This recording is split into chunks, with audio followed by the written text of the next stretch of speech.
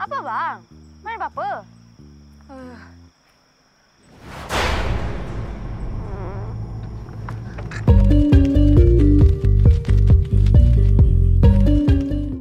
Film komedi horor satu ini berasal dari Malaysia dan disutradarai oleh Hashim Rejab.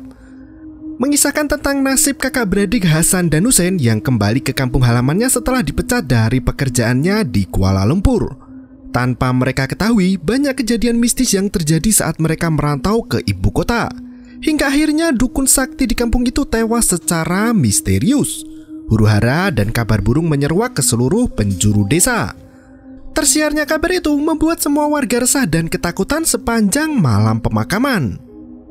Berikut ceritanya.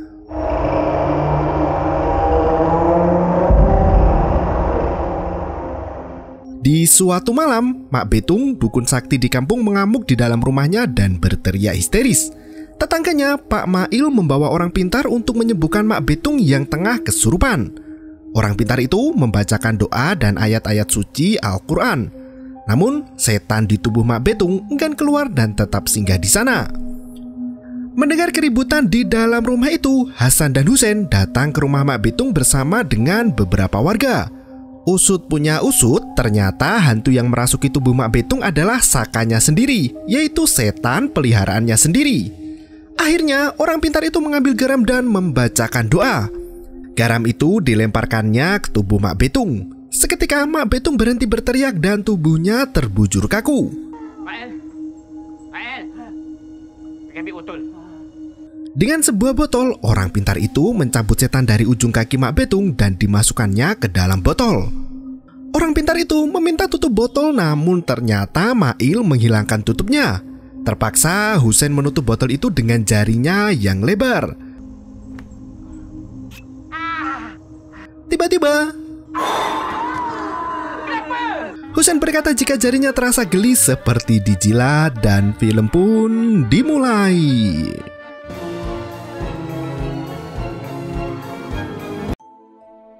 Tok Wan, bernama lengkap Wan Terbang, sedang menggali kubur di pemakaman.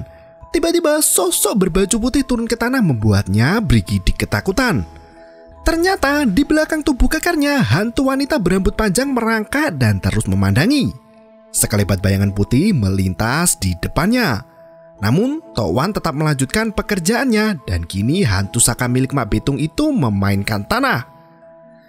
Ia melemparkan tanah ke dalam kuburan yang digali Tok Wan. Setelah makam siap, semua warga berdoa di sisi kuburan itu, dan tiba-tiba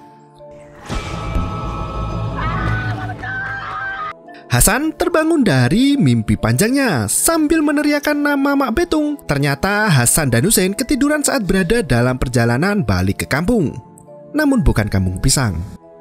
Hasan yang masih ketakutan dengan mimpinya keluar dari taksi dan berlari entah kemana. Hussein mengejarnya dan membawanya kembali ke dalam mobil.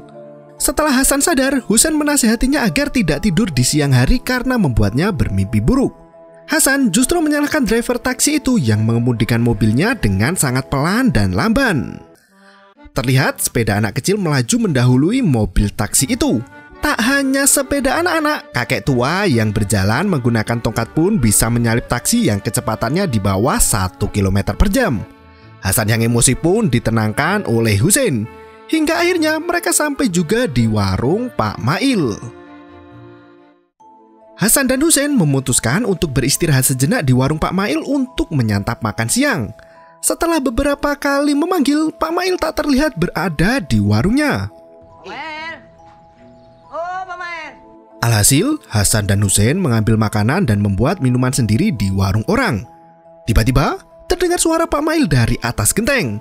Benar saja, ternyata selama ini Pak Mail bersembunyi di atap warung untuk menangkap Epi. Beberapa hari yang lalu, Pak Mail memergoki Epi mencuri 10 bungkus nasi lemak di warungnya. Ia ingin menangkap Epi dan meminta ganti rugi. Melihat Hasan dan Hussein membawa tas ransel jumbo, Pak Mail teringat dengan mereka minggu lalu yang sudah merantau ke Kuala Lumpur untuk mengadu nasib. Hasan dan Hussein terlihat sangat sedih mendengar kata Kuala Lumpur. Hasan menceritakan apa yang terjadi pada mereka setelah sampai di ibu kota.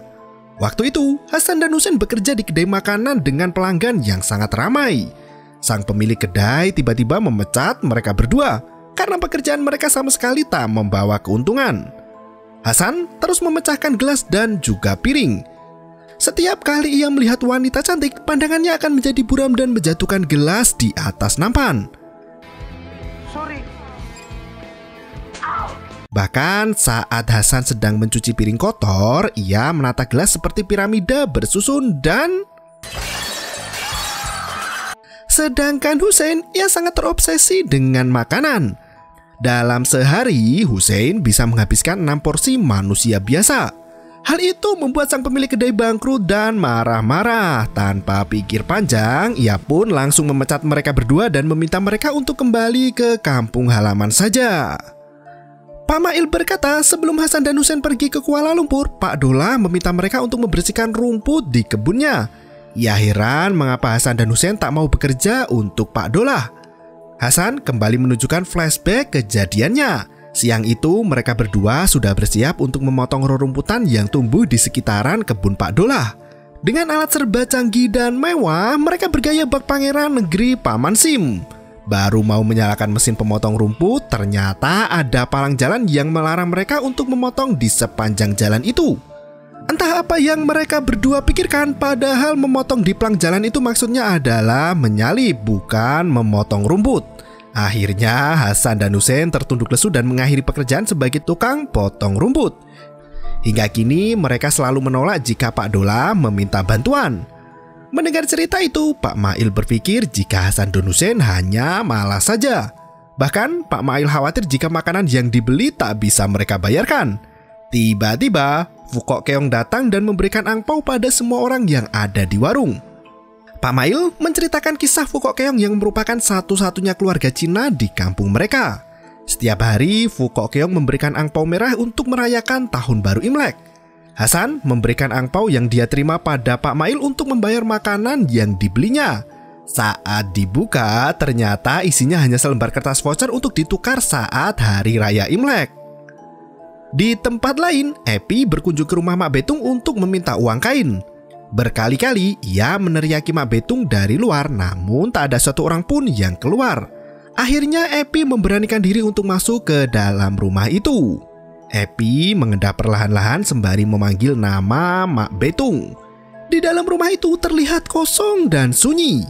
Epi menyaksikan Mak Betung terbaring terlentang di atas kursi tak bergerak. Ia segera mendekati Mak Betung dan menanyakan uang yang dipinjam Mak Betung untuk membeli kain. Namun Mak Betung tetap diam dan tubuhnya kaku seperti mayat. Seketika itu Epi teringat dengan rumor yang beredar di kampung mereka tentang pekerjaan Mak Betung. Ternyata Mak Betung adalah dukun yang memelihara saka. Mak Betung selalu berdalih jika ia ingin membantu mengobati orang yang sakit. Ia selalu menjunjung sosialisme, namun jika ada yang memberi donasi, Mak Betung akan menerimanya dengan senang hati. Setiap malam Jumat, rumah Mak Betung dipenuhi asap kemenyan yang dibakar. Terlihat Mak Betung berkata jika ia ingin memastikan semua penduduk di kampungnya itu selamat, sejahtera, aman, dan damai. Namun warga sudah terlanjur takut dengan saka peliharaan Mak Betung. Mereka bahkan menyamakan saka itu dengan jembalang. Meski demikian, Mak Betung terus mempraktekkan ilmunya dan memperkuat diri. Hingga pada suatu malam, saat Mak Betung melakukan ritual, sosok bayangan muncul bebarengan dengan pintu yang terbuka lebar. Sosok itu adalah hantu saka yang menjadi peliharaan Mak Betung. Setelah ia memiliki saka, warga mulai diteror penampakan seperti yang terjadi pada suatu malam. Malam itu, Sahila baru saja pulang dari bekerja. Saat ia turun dari bus, ia melihat ada penampakan hantu yang mengerikan di seberang jalan. Hantu itu membuat Gila takut dan berlari masuk ke rumah. Sementara itu, Hasan dan Hussein mulai merasakan keanehan di kampung halamannya tersebut. Sekembalinya mereka dari Kuala Lumpur, Hasan merasa aura di kampung mereka lebih mencekam dari sebelumnya. Hussein justru berkata jika ia pernah meminta Pak Kades untuk membangun disko di kampung mereka agar anak-anak gemar membaca. Hasan yang kebingungan bertanya, apa Hussein tahu maksud dari kata disko? Ternyata yang dimaksud Hussein adalah perpustakaan, bukan disko. Pantas saja jika usulannya selalu ditolak oleh Pak Kades. Hasan mulai mengalihkan pembicaraan pada Mak Betung. Ternyata Hasan sudah mendengar rumor yang mengatakan bahwa Mak Betung memelihara saka. Ia menanyakan hal itu pada orang yang duduk di sampingnya. Sosok mengerikan itu muncul dengan membawa ukulele. Hasan yang masih belum menyadari menjulurkan tangannya dan menyentuh tangan hantu Saka Mak Betung. Hasan berkata jika tangan yang disentuhnya sangat dingin seperti mayat. Husein semakin bingung dan bertanya tangan siapa yang dimaksud Hasan. Tanpa panjang lebar, Hasan bergegas pergi dari tempat itu. Husein masih belum menyadari jika di belakangnya ada sosok mengerikan yang memainkan ukulele. Saat ia menoleh ke belakang, Husein langsung berteriak memanggil adiknya Hasan dan berlari meminta tolong. Hantu Saka itu terlihat bertengger di atas atap warung Pak Mail. Ia melambaikan tangannya ke arah Pak Mail, namun pria tua itu tak melihatnya. Hantu itu turun ke bawah dan masuk ke pojokan warung. Pak Mail yang melihat pelanggan astral itu berteriak histeris ketakutan. Hantu itu berkata jika ia lapar dan ingin makan. Pak Mail yang ketakutan berkata jika hantu Mak Betung sedang mencari mangsa. Ia pun lari meninggalkan warungnya sendiri. Sementara Mak Betung tertawa terbahak-bahak karena berhasil meneror warga dan adegan berganti. Di tempat lain, Tok Wan tiba-tiba sudah sampai di masjid. Ia terlihat kebingungan saat berada di teras masjid. Ternyata Tok Wan menderita penyakit hilang ingatan yang kambuhan. Sedianya ia ingin pulang ke rumah, namun Tok Wan justru sampai ke masjid. Pak Kades menyapa Tok Wan yang kembali menaiki motornya. Ia tahu kalau Tok Wan tengah kebingungan. Perlahan Pak Kades mencoba untuk menyadarkan Tok Wan dan mengajaknya ibadah di dalam masjid. Saya nak ke ni surau. Setelah sembahyang, Tok Wan mendorong motornya hingga masuk ke perkampungan. Yonah dan Kia sedang duduk santai di depan rumah menyapu Tok Wan yang terlihat kelelahan mendorong motor. Mereka menanyakan apa yang salah dengan motornya. Ternyata kunci Tok Wan hilang saat ditinggal sembahyang di masjid. Tok Wan berpikir jika anak kecil di masjid yang mengambil kunci motornya. Ia bertanya pada Yonah dan Kia apakah mereka melihat kunci motor Tok Wan. Tentu Kia berkata jika ia tak melihatnya karena ia sendiri tak pernah ke masjid. Tiba-tiba Kia dan Yonah cekikikan berdua. Ternyata mereka melihat kunci motor Tok Wan masih terpasang di jok belakang motornya. Tok Wan segera mencabut kuncinya itu seraya berkata jika dirinya dikerjai oleh anak kecil di masjid. Padahal dia sendiri yang lupa sebelum sembahyang ia membuka jok motornya itu. Akhirnya Tok Wan mengendarai motornya untuk kembali pulang ke rumah. Yonah dan Kia kembali menghentikan Tok Wan. Tampaknya Tok Wan salah arah. Alih-alih pulang ke rumah, Tok Wan malah menuju ke arah hutan. Sambil marah-marah, Tok Wan memutar balik motornya. Ia berkata jika biasanya ia pulang melewati jalan itu. Sementara Yonah dan Kia hanya bisa tertawa sesungguhkan melihat tingkah konyol Tok Wan. Sesampainya di rumah, Tok Wan tak langsung masuk. Ia masih lupa dengan wujud kenampakan rumahnya sendiri. Tok Wan mengira jika rumah yang di hadapannya itu milik orang lain. Di depan rumah itu terlihat tulisan jika rumah itu adalah milik penggali kubur dan ada namanya tertulis di situ. Barulah Tok Wan yakin jika itu memang benar rumahnya. Di depan rumahnya, Tok Wan kembali bertemu dengan Yonah dan Kia.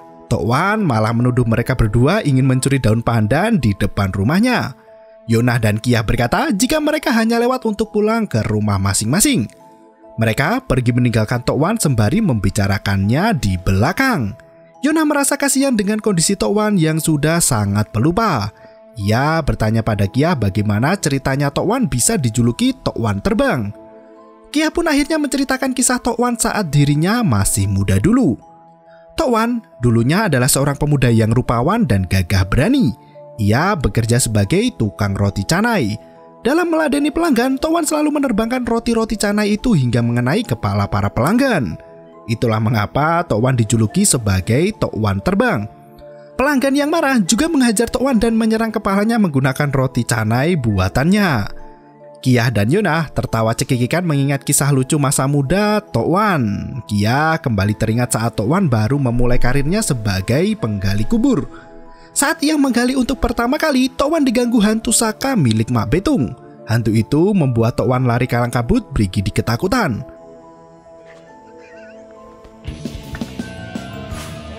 Menceritakan Saka Mak Betung, Yonah menjadi takut. Ia meminta Kia untuk segera kembali ke rumah. Adegan kembali pada Epi di siang bolong. Ia masih syok melihat Mak Betung sudah tak berjawa dan meninggalkan banyak hutang padanya. Akhirnya, Epi berlari keluar untuk memberitakan pada para warga jika Mak Betung telah wafat. Anam terlihat sedang mengumpulkan uang arisan dari para tetangga. Saat ia berjalan menuju ke persimpangan, tiba-tiba Epi datang dan hampir menabraknya. Epi yang buru-buru itu berkata jika Mak Betung telah meninggoy. Ia meminta bantuan Anam untuk mengabarkan berita duka itu pada semua penduduk kampung. Sementara Epi akan menuju ke rumah Tok Wan untuk memintanya menggalikan kubur. Karena Epi buru-buru, ia langsung ngacir ke rumah Tok Wan. Anam yang konsentrasinya pecah karena menghitung uang itu pun mengira jika Tok Wan yang meninggal. Di tempat lain, Hasan dan Husein bertemu dengan Syakila. Hasan langsung nyosor menggoda si kembang desa itu. Syakila bertanya mengapa mereka berdua kembali ke kampung, bukannya sebelumnya mereka sudah pindah ke Kuala Lumpur. Saat Husein akan menjelaskan, Hasan menutup mulut Husein. Tampaknya Hasan malu pada Syakila jika gadis pujaannya itu tahu dirinya dipecat. Tak lama berselang, Anam datang sambil berlari. Ia mengabarkan pada Syakila jika Tok Wan terbang telah meninggal. Mendengar kabar itu, Husein dan Hasan bergegas pulang untuk siap-siap takziah. Sementara Epi sudah sampai di rumah Tok Wan terbang. Ia segera meminta Tok Wan untuk menggali kubur. Tok Wan bertanya siapa yang meninggal. Dengan tergesa-gesa, Epi menjawab jika Mak Betung meninggal dunia. Tok Wan malah bingung dan bertanya siapa itu Mak Betung. Tanpa babi bu lagi, Epi segera menyeret Tok Wan ke kuburan. Anam berlarian ke sana kemari mengabarkan jika Tok Wan meninggal dunia. Hasan dan Husein juga mengunjungi warung sekitar untuk memberitakan kabar duka. Setelah membersihkan diri dan berganti pakaian, Hasan masuk ke masjid dan memberikan kabar duka tentang meninggalnya Tok Wan pada para jemaah. Hasan dan Husein segera bertolak menuju ke rumah Tok Wan. Sesampainya di sana, mereka tidak melihat ada keramaian. Hasan mulai curiga dengan kabar yang diberitakan Anam. Namun, Husein berkata jika jenazah Tok Wan mungkin masih dalam perjalanan dengan ambulan. Akhirnya Hasan memutuskan untuk pergi ke rumah Syakila sembari menunggu warga yang lain berkumpul. Mereka menunggu Kila di samping rumahnya. Hasan dan Husein mengobrol tentang asal-usul nama Tok Wan yang mendapat julukan Tok Wan Terbang. Husein menceritakan jika di zaman dulu Tok Wan sering menerbangkan roti canai buatannya. Hingga suatu hari roti canai terjatuh tepat di wajahnya dan merubah wajah cakapnya menjadi hancur seelok sekarang. Tiba-tiba Syakila muncul mengejutkan Hasan dan Husein. Kila mengejek Hasan yang bertubuh besar tapi penakut. Di pemakaman, Epi dan Tok Wan masih sibuk menggali tanah. Tiba-tiba sekelebat bayangan melintas di hadapan Epi. Sontak Epi menangis ketakutan sembari meminta tolong Tok Wan. Namun Tok Wan yang sibuk menggali tak mempedulikan Epi. Dari belakang pohon, hantu saka itu muncul dan membuat Epi gemetaran mendekati Tok Wan. Di waktu yang sama, Anam berjalan sendirian di pinggir jalan. Tiba-tiba kakinya terasa berat dan tak dapat melangkah. Ternyata setengah menangis, Anam berteriak jika hantu saka Mak Betung menjerat kakinya. Seketika itu, saka Mak Betung menghilang dan Anam lari kalang kabut dibuatnya. Epi masih ketakutan sementara Tok Wan tak mau ambil pusing. Ia ingin menyelesaikan kuburan itu secepat mungkin. Tiba-tiba keranda yang dibawa Tok Wan bergerak dengan sendirinya. Ternyata hantu saka Mak Betung sudah duduk di belakang Tok Wan sambil mangap memandangi Epi. Melihat hal itu, Epi tak kuasa menahan kencing di celananya. Tok Wan justru kebingungan melihat Epi yang ketakutan hingga terkencing-kencing. Akhirnya Epi melarikan diri meninggalkan Tok Wan seorang diri di pemakaman. Meski Tok Wan sudah mencoba untuk mengejar Epi, namun langkah lari si Epi secepat kilat. Melihat ada keranda di motornya, Tok Wan lupa jika Mak Betung meninggal. Ia bertanya dalam hati siapa yang meninggal hari itu. Karena ingatannya benar-benar hilang, Tok Wan memutuskan untuk bertanya pada para warga kampung. Dengan mengendarai motornya, Tok Wan membawa keranda untuk mencari warga kampung. Saat ia melihat ada orang di pinggir jalan, Tok Wan ngerem mendadak dan menyebabkan keranda melayang terbang melintasi tubuh pria itu. Sontak, pria itu ketakutan karena melihat Tok Wan yang sudah dikabarkan meninggal dunia. Ditambah lagi ada keranda yang terbang begitu melihat Tok Wan. Pria itu lari kalang kabut dibuatnya. Sementara itu, Epi berpapasan dengan Anam di jalan raya. Mereka sama baru saja diganggu oleh hantu Saka Mak Betung. Namun karena hantu yang dilihat Epi duduk di belakang Tok Wan, ia mengira hantu Saka itu milik Tok Wan. Di tengah perbincangan mereka, Epi mulai mencium aroma busuk yang menyengat. Ternyata aroma itu berasal dari celana Anam yang buang hajat di celana setelah lari ketakutan. Ditambah lagi bau kencing Epi yang mengompol. Mereka berdua saling berpelukan karena saking takutnya. Anam kembali melihat sosok hantu Saka yang berdiri tak jauh dari mereka. Meski mereka sudah ketakutan, Anam iseng bertanya siapa sosok hantu itu. Tentu hantu itu sama sekali tak menjawab. Tiba-tiba hantu Saka itu mendongak dan melambaikan tangannya dengan posisi tubuh membelakangi mereka. Anam dan Epi refleks teriak kencang dan berlari kencang untuk menyelamatkan diri.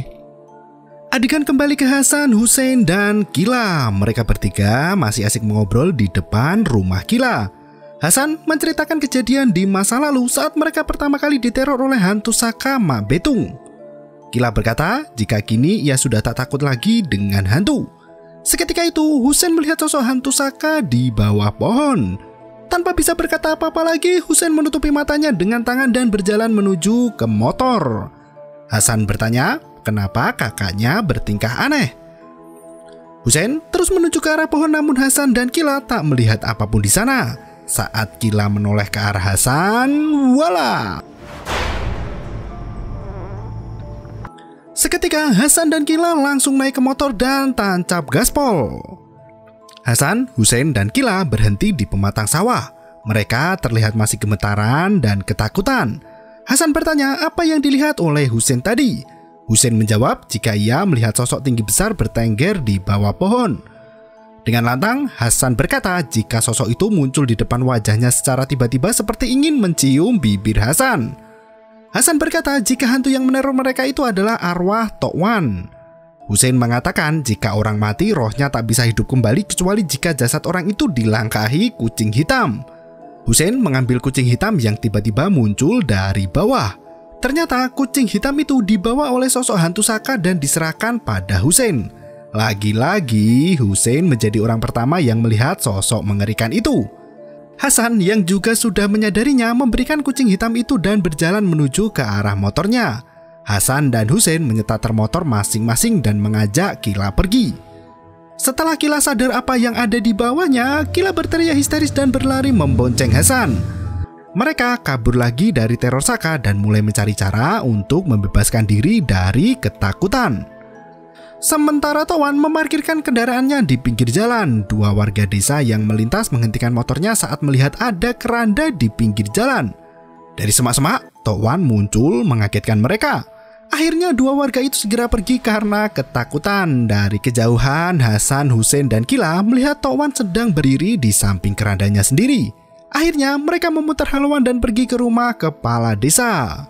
Sesampainya di sana, Tok Wan muncul dan berdiri di sebelah Hussein. Mereka terus memanggil Pak Kades namun tak juga keluar. Tok Wan berkata jika ia sudah lama memanggilnya namun Pak Kades belum nongol juga. Hussein membalas berkata jika malam Jumat Pak Kades tidur lebih awal. Saat Pak Kades itu muncul, Hasan berkata jika kampung mereka sudah tak aman lagi. Tok Wan membenarkan hal itu sembari mengatakan jika semua orang yang ditemuinya selalu berlari dan menjerit ketakutan. Kila yakin jika semua ini karena arwah Tok Wan terbang yang jasadnya masih belum dikebumikan. Tok Wan berkata jika itu adalah fitnah. Hasan menjawab bahwa semua orang kampung sudah tahu kalau Tok Wan meninggal dunia siang tadi. Hussein berkata jika arwah Tok Wan sudah menjadi hantu. Tok Wan mulai menyadari apa yang terjadi. Ia menatap Hussein dan berkata jika ia tak lupa jika dirinya memang belum mati. Hasan dan Kila langsung lari tunggang langgang saat melihat Tok Wan bersandar di samping Hussein. Hussein yang ikut kabur digandeng oleh Tok Wan hingga ia tak bisa melarikan diri.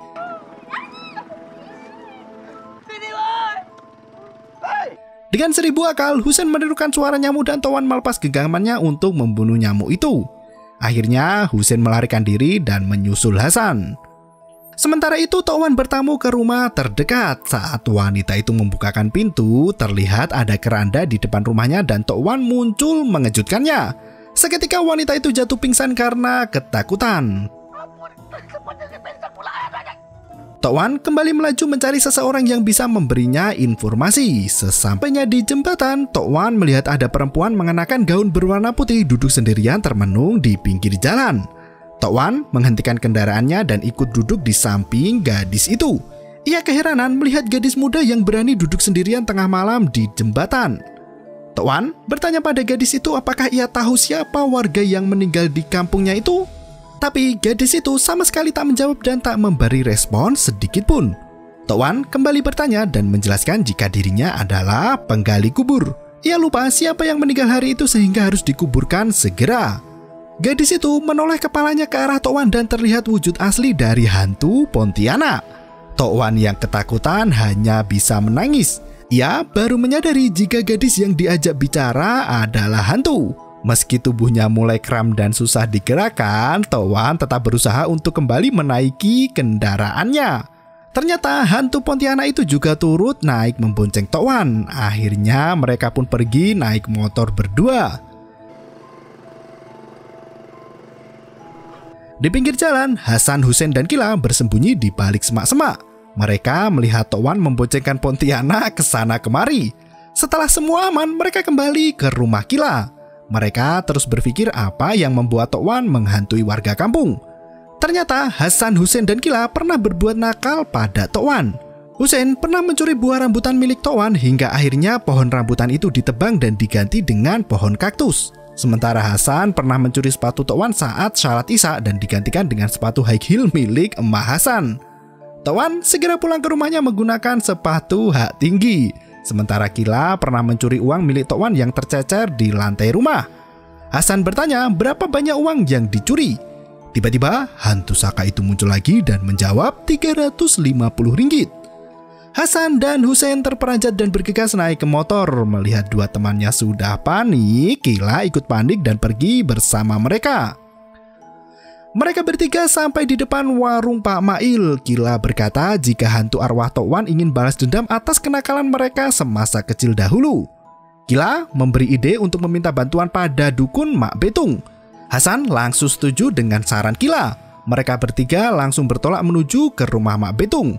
Husein kembali melihat Tok Wan yang masih sibuk membetulkan keranda yang jatuh. Tanpa berkata apapun, Husein hanya bisa ketakutan dan menuju ke arah Tok Wan. Husein dan Kila ikut menjerit dan lari menuju ke rumah Mak Betung.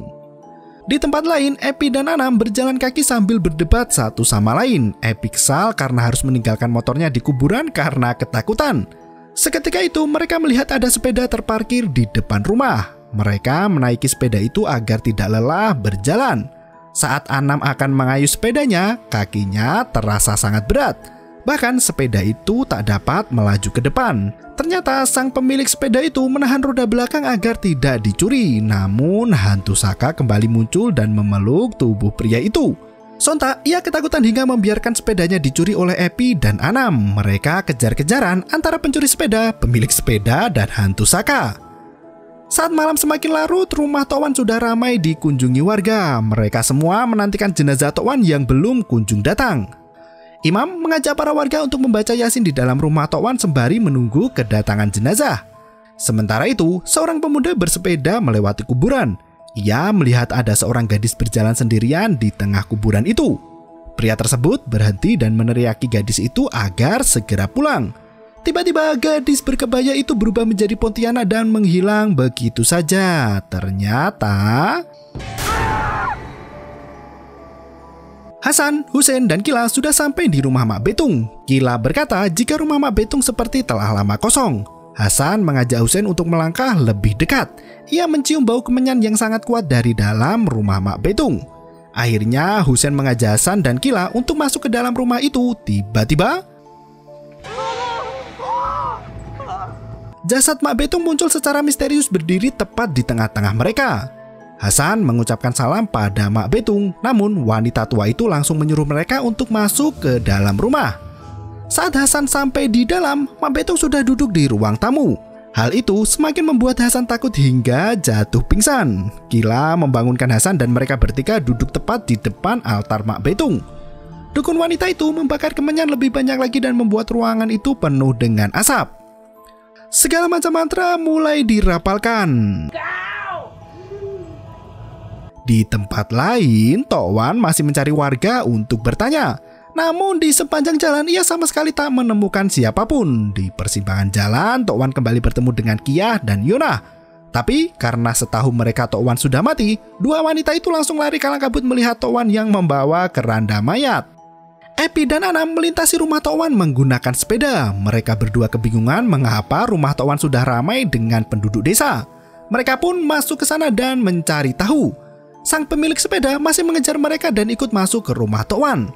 Sesampainya di sana, para warga berkata jika mereka berkumpul di rumah Tok Wan untuk menunggu jenazahnya. Ternyata selama ini warga desa salah kaprah. Ana memberikan informasi yang salah sehingga mereka mengira Tok Wan yang mati padahal Mak Betung yang mati.